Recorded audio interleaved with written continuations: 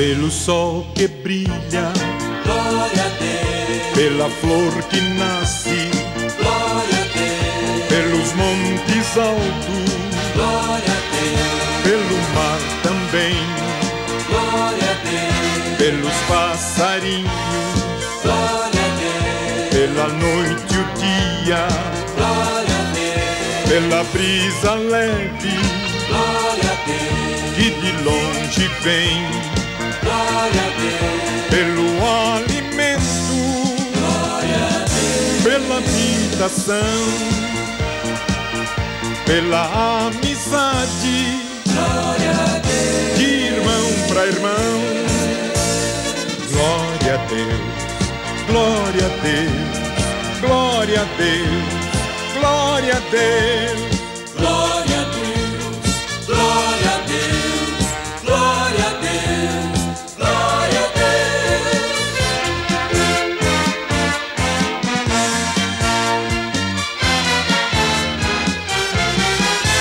Por esses meninos, Glória a Deus, por essas meninas, glória a Deus, pela juventude, glória a Deus, pelos anciões, glória a Deus, pela pátria salva, glória a Deus, pela liberdade glória a Deus, e pelos que vivem glória a Deus, em outras nações, glória a Deus, pela caridade glória a Deus, que alguém produz,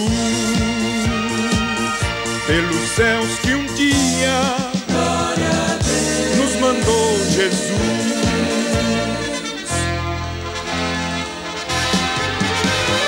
Glória a Deus, glória a Deus, glória a Deus, glória a Deus.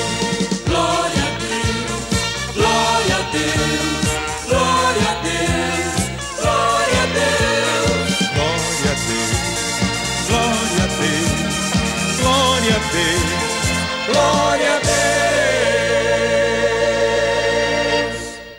Espero que você tenha se deleitado com esta belíssima música interpretada pelo cantor Luiz de Carvalho, de saudosa memória, um dos cantores sacros que hoje está na glória, louvando a Deus com esta voz melodiosa.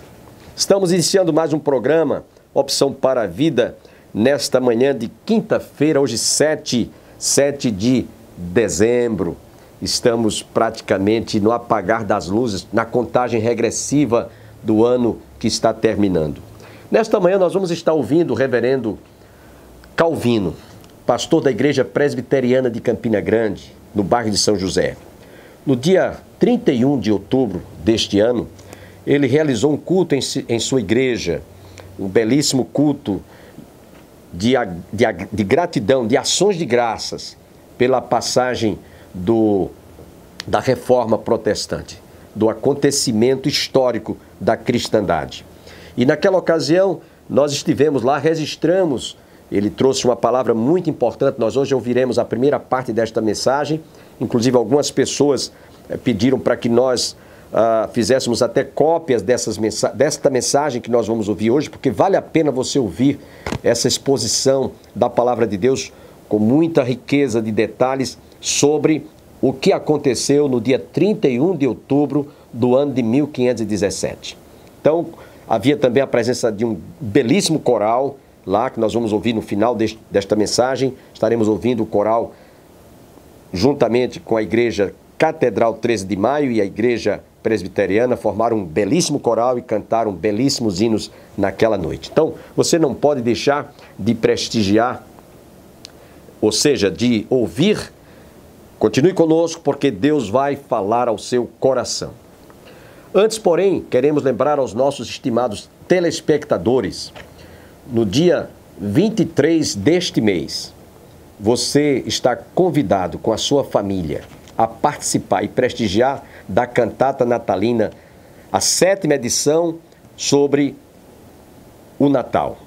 Como tudo aconteceu no início, quando Jesus nasceu em Belém. Então nós estaremos realizando esta cantata no dia 23 deste mês, terá início às 19h30, e você deve estar presente com a sua respectiva família. Eu não tenho dúvida que você será grandissimamente abençoado. Nesse instante, quero deixá-los com o reverendo Calvino, trazendo a primeira parte desta explanação bíblica, e em seguida você terá a oportunidade de ouvir o conjunto coral que naquela noite também esteve louvando a Deus, naquele culto em ações de graças pela realização da Reforma Protestante. Com vocês, Pastor Calvino.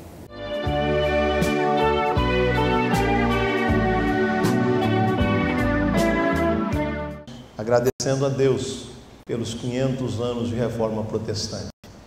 Eu quero conversar com os irmãos sobre um texto que para alguns é familiar, a carta de Judas. Ábrana é o penúltimo livro do Novo Testamento.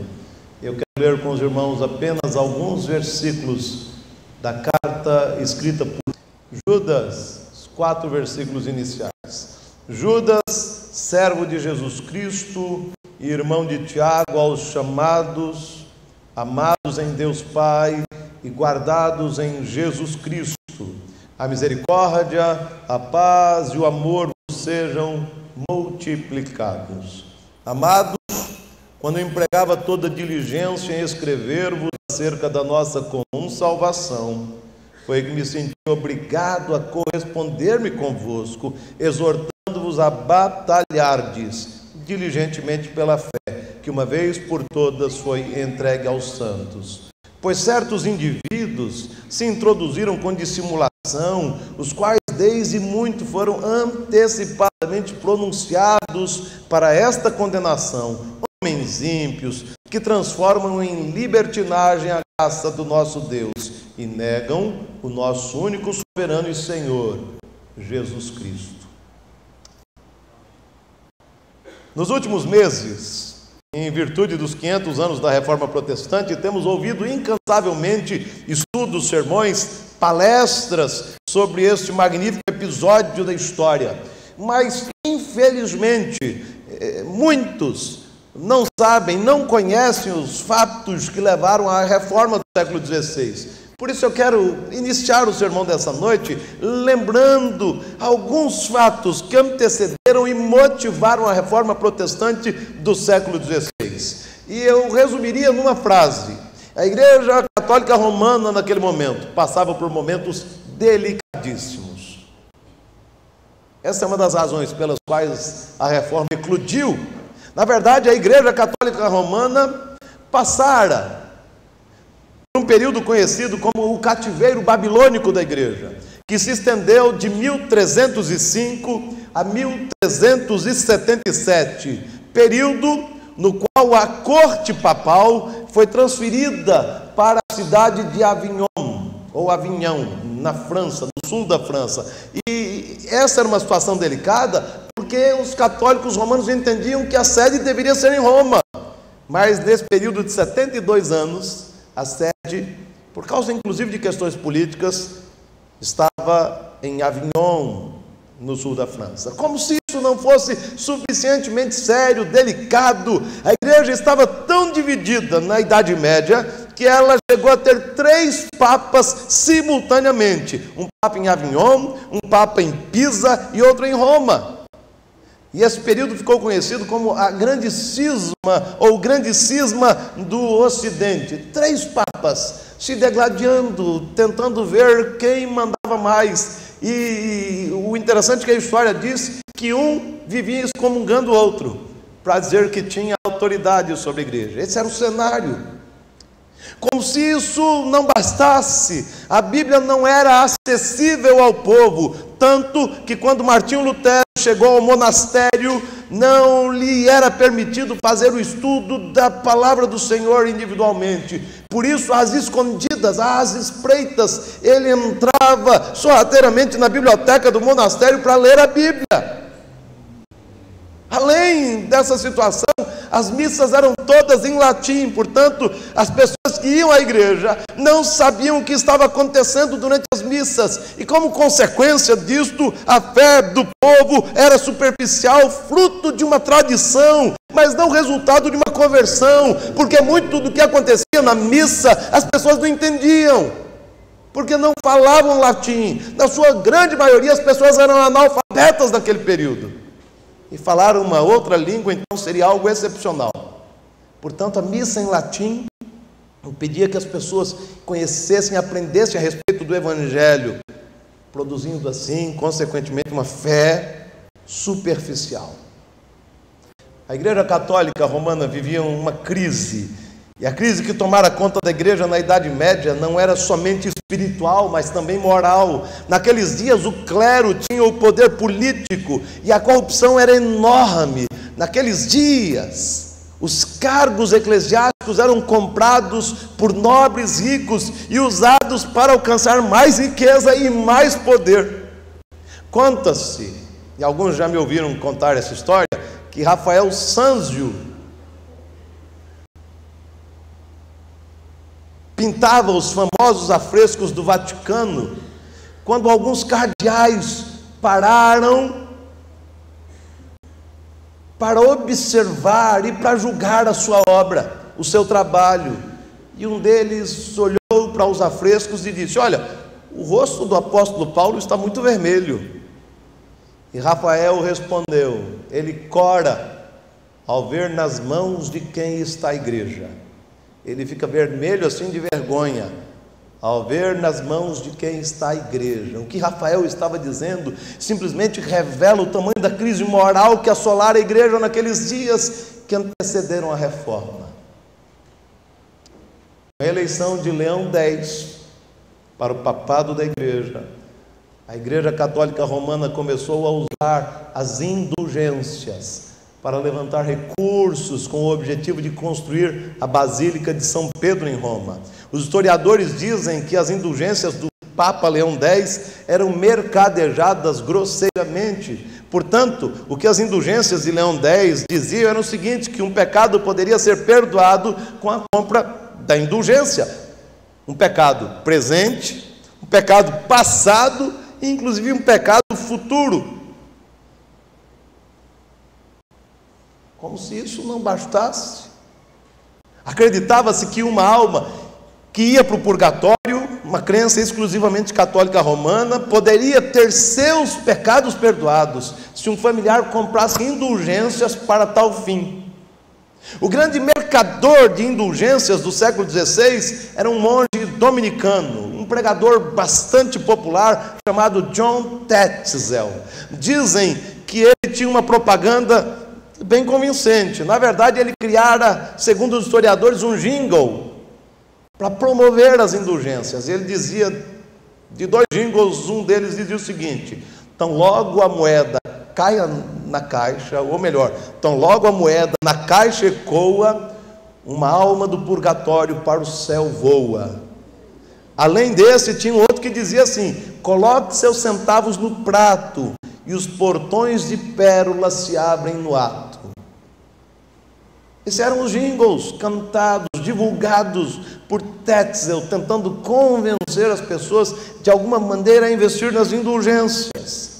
Enquanto Tetzel se encontrava na Alemanha com a autorização do Papa Leão X para vender indulgências, perturbado com o que vinha acontecendo, Martinho Lutero, sentindo o peso da responsabilidade, entendendo que não podia ficar calado, decidiu fazer algo, mesmo que este algo significasse repreender a igreja e dizer que as coisas estavam erradas.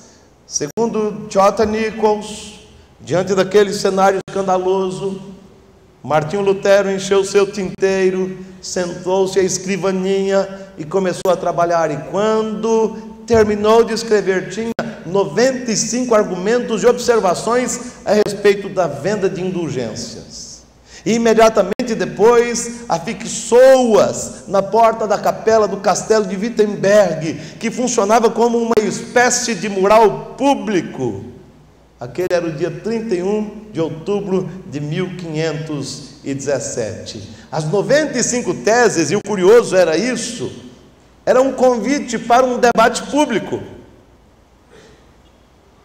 Como dizem Rives e Chester, a porta da capela do castelo, aqui tem uma representação da mesma, a porta do castelo significava ou servia como uma espécie de blog provocador, convidando as pessoas para discutir determinados temas. E quando Lutero afixou as 95 teses, ele queria discutir os temas ligados às mesmas com teólogos, com estudantes. Ele estava provocando, ele estava questionando o que acontecia na Alemanha por causa da presença de Tetzel.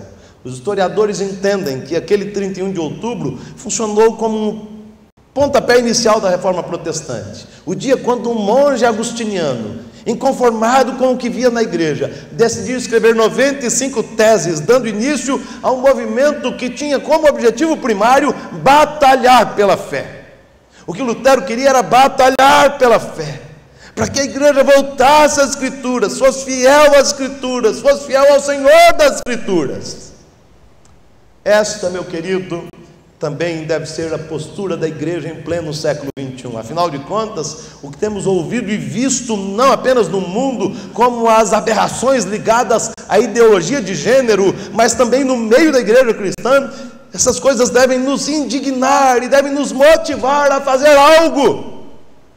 Nos últimos tempos, temos ouvido uma mensagem diluída do Evangelho.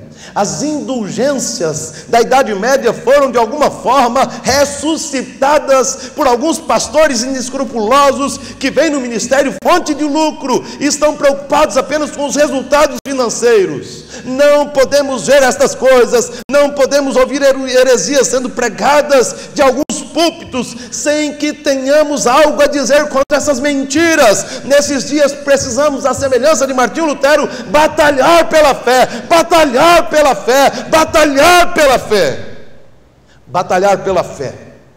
Esta é a exortação feita por Judas, irmão do Senhor, na sua pequena carta.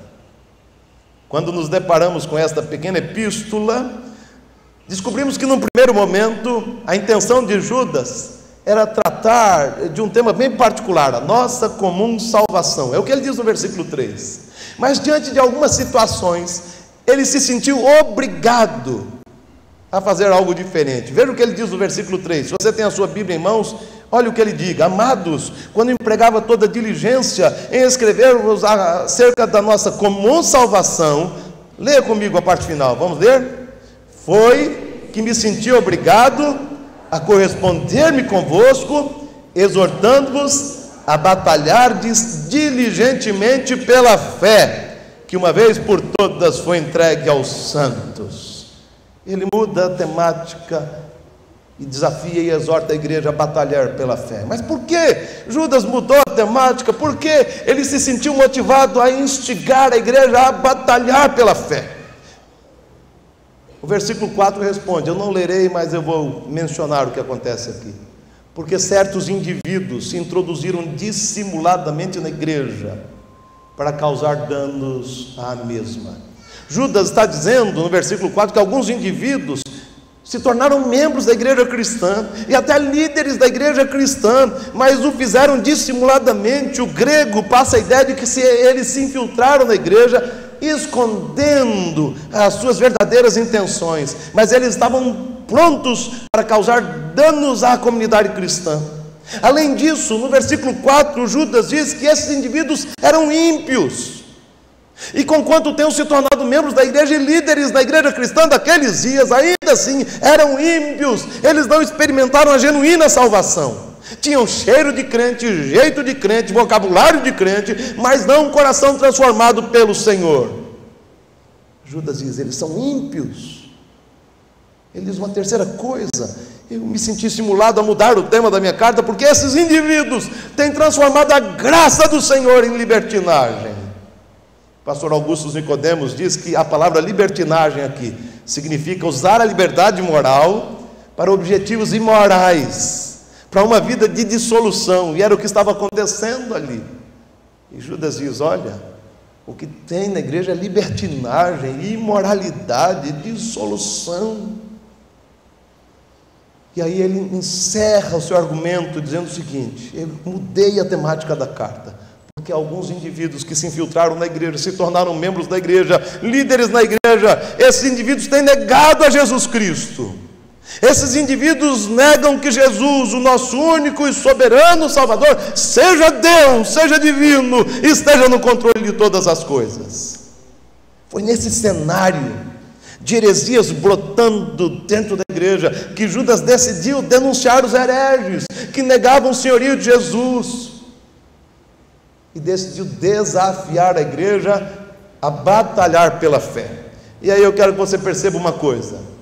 A palavra batalhar, o verbo batalhar, passa-nos a ideia do quê? Ideia do quê? De guerra, de conflito belicoso. Mas permita-me dizer o seguinte: é bom lembrar que a palavra grega usada por Judas aqui não vem do universo militar. Ele não está dizendo vamos guerrear. Na verdade, a palavra usada por ele aqui vem do universo esportivo e retrata o atleta esticando nervos e tendões a fim de dar o melhor de si e vencer. Significa agonizar. Judas não deseja que sejamos beligerantes, provoquemos guerras santas, até porque a nossa luta, como lembra-nos o apóstolo Paulo lá em Efésios 6,12, não é contra o quê? Não é contra a carne, nem contra o sangue, não é contra a gente. A nossa batalha é espiritual. Portanto, ele não está querendo que promovamos uma guerra santa, longe disso.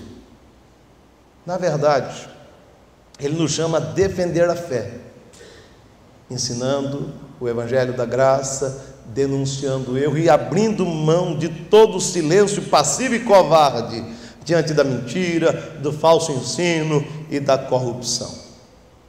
Esse é o desafio: batalhar pela fé, defender a fé, ensinar a fé, para que vidas sejam transformadas. Mas, meu querido, Judas diz que existem algumas exigências para que nós participemos dessa luta pela fé, dessa batalha pela fé. Eu quero pensar com vocês rapidamente sobre 3 exigências para que nesses dias perniciosos batalhemos pela fé. A primeira, a batalha pela fé exige conhecimento da nossa identidade e da nossa condição em Cristo Jesus. Quem somos? Qual é a nossa condição em Cristo Jesus? Quem é você em Cristo Jesus? Judas responde a estas questões nos 2 versículos iniciais, e ele diz que fomos chamados para ser povo de Deus, fomos tirados da morte para a vida, transportados das trevas para o reino do Filho do seu amor. Fomos chamados pelo Senhor. Mas ele diz no mesmo versículo 1 que nós somos amados em e por Deus Pai. E o amor de Deus é incondicional. Ele decidiu nos amar, aleluia, decisão dele. Ele não viu mérito nenhum em nós. Ele decidiu amar-nos. É decisão de Deus, por causa do seu grande amor e da sua misericórdia.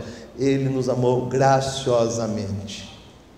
Ele diz mais: qual é a nossa condição? Somos guardados em Cristo. E a ideia de guardar aqui é a ideia de que o Senhor não desiste de nós, o Senhor não nos abandona, o Senhor persevera conosco.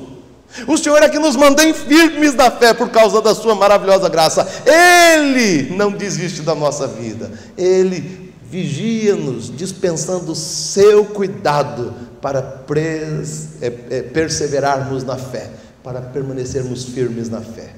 E aí ele diz lá no versículo 3 que a nossa condição, temos desfrutado da salvação. Portanto, eu quero que você perceba o seguinte: para que alguém batalhe pela fé, como Judas nos exorta a fazer, é necessário conhecer o Senhor Jesus, comungar da fé em Cristo Jesus, ter convicção da salvação.